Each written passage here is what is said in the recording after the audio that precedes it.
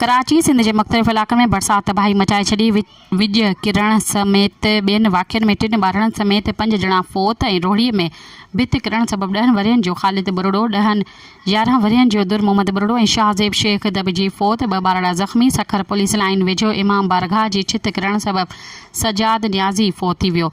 उमरकोट भरिसां ॻोठ भॾेले में विज किरण सबबि नौजवान मारो पुट नागो कोल्ही फ़ौत, संदसि ज़ाल मारवा ऐं शांति धीअ हीरो कोल्ही ज़ख़्मी। थाणा बोला खान ऐं भरपासे जे इलाक़नि में बरसाति कोहिस्तान में नयूं वेही आयूं। सखर शहर खे बरसाति ॿोड़े छॾियो। पुराणो सखर स्टेशन रोड समेत मुख़्तलिफ़ इलाक़नि में पाणी भीजी वियो। गुज़िरियल 5 कलाकनि खां बिजली फ़राहमी मुअत्तल। दादू शहर में मुसलसल 7 कलाकनि ताईं बरसाति बाद शहर जा मुख्य रोड रस्ता पाणी हेठि अची विया आहिनि। 20 फीट ट्रप थियण बाद बिजली फ़राहमी बंदि। नौशर फ़िरोज़ ऐं शिकारपुर शहर बरसाति बाद तलाह जो ॾेख ॾियण लॻा। कंबर, कंदहकोट, गुड्डू ऐं बावड़ो में बि वसकारो।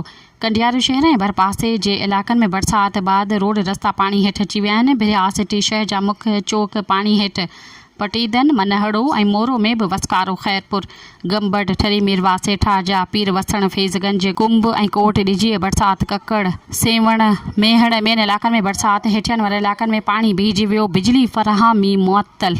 सब्सक्राइब कयो अवामी न्यूज़ HD खे ऐं ताज़ा तरीन ख़बरुनि लाइ ॾिसंदा रहो अवामी न्यूज़ HD।